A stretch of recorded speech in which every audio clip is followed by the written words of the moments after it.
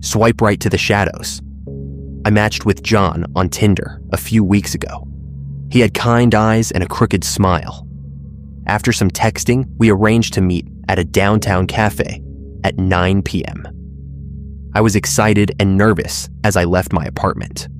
When I arrived, the cafe was nearly empty. John was there, leaning against the wall and smiling. "Emma?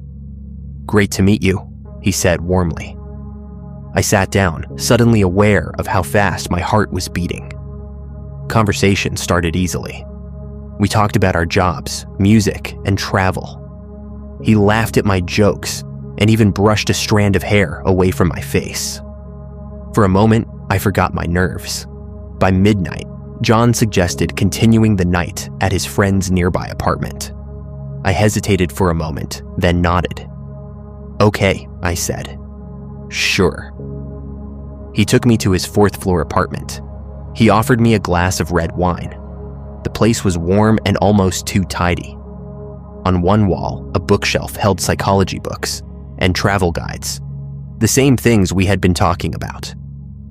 Opposite, family photos showed John with a smiling woman and a little girl, a family I hadn't known he had. As I lifted my glass, John watched me closely. He nodded. "You said you teach kindergarten. You must have a lot of patience," he said quietly. "I do," I replied, trying to sound casual. "And you?" He hesitated.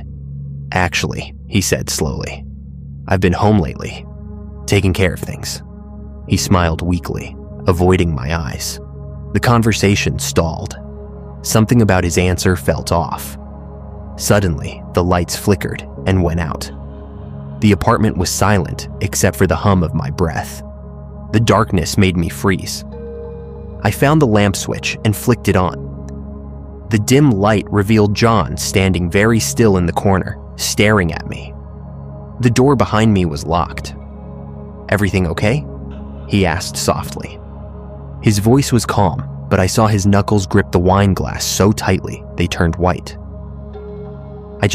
I think I should get going," I stammered.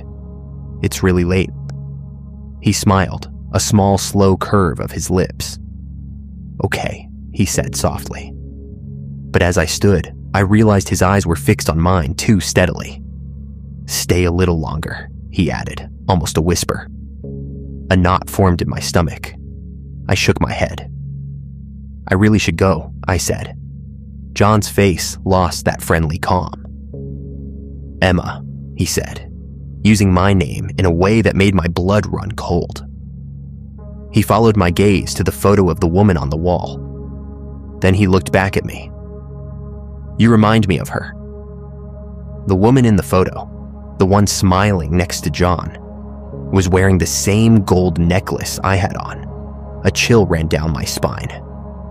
Before I could react, John stepped forward and grabbed my arm. My breath caught.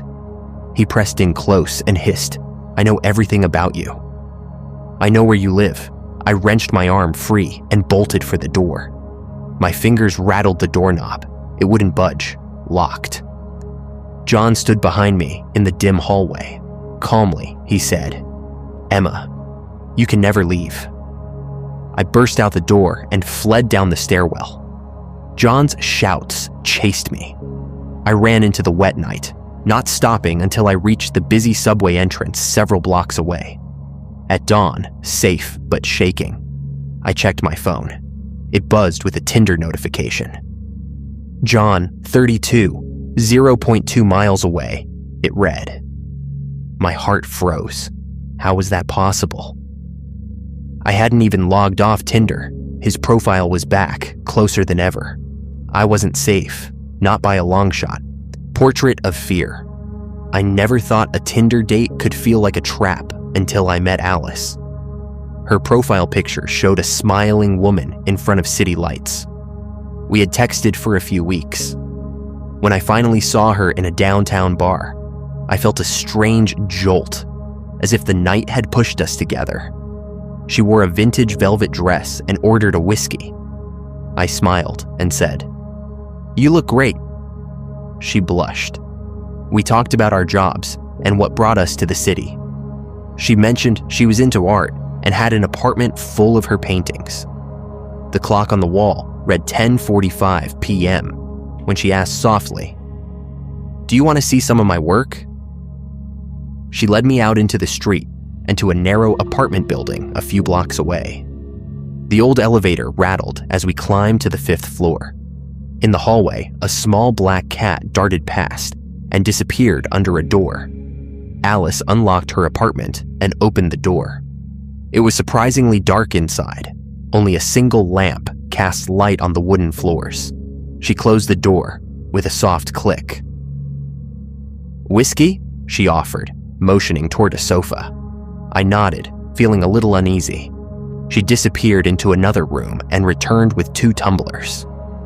We moved to a living room filled with canvases leaning against the walls. Alice sat in a leather chair and motioned to an old sofa. The lamp's dim light made everything feel heavy. She handed me the whiskey. "You're quiet," she said softly. "Just taking it all in," I replied, trying to smile. Behind her, on an easel, something was draped with a cloth. She lifted it with a flourish, and my breath caught. It was a portrait of me. In the painting, I sat exactly as I did in that chair. Same shirt, same uneasy smile. My heart pounded. Alice watched me closely, a small smile on her lips. My mouth went dry. "You painted this." "That's me." Alice just grinned and took a slow step toward me. "Yes," she said softly. "I painted it tonight. I thought you might like it." I stood up, panic fluttering in my chest. I should go now," I said, my voice shaking. She stood and walked me toward the door. "Of course," she said sweetly. I tried the doorknob. It turned and swung open. I stepped into the dim hallway. Alice followed calmly, her steps slow. Something on a small table caught my eye. Her phone, face up. Its screen glowed with a text message. "He's here. Don't let him leave." Alarm surged through me. I whirled around. Alice's face was suddenly pale. Without saying a word, I bolted down the stairs, 2 at a time. I burst onto the street and ran, shouting for help. A block away, a taxi screeched to a halt. Panting, I threw myself into it. The driver asked, "Hey, you okay?" I shook my head. "Just drive," I gasped. At home, later, still trembling, I tried to calm myself. My phone buzzed with a new message from an unknown number. "Thanks for the wonderful evening. See you soon." My blood ran cold. The number was Alice's. I hadn't even given it to her. A horrible certainty sank in. She was still out there, waiting. I wasn't safe. Not by a long shot.